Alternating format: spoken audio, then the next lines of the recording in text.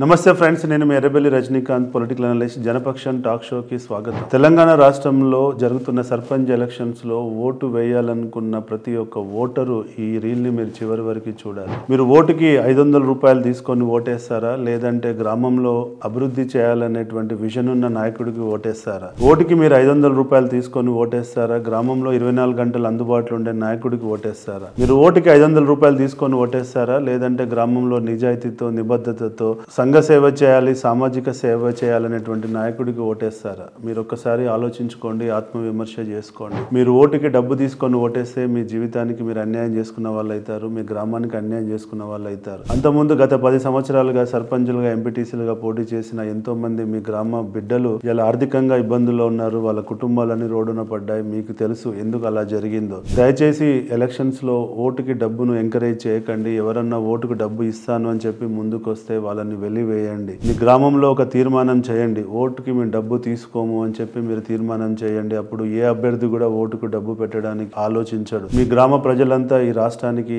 ఈ దేశానికి ఆదర్శంగా నిలవడానికి ప్రయత్నం చేయండి. ఈ రీల్ చూసినటువంటి ప్రతి ఒక్క ఓటరు గ్రామ స్థాయిలో తీర్మానం చేసి ఒక బోర్డు పెట్టి ఫోటో తీసి నాకు మళ్ళీ ఈ రీల్ కింద పోస్ట్ చేస్తారని చెప్పి నేను ఆశిస్తున్నా. జై హింద్.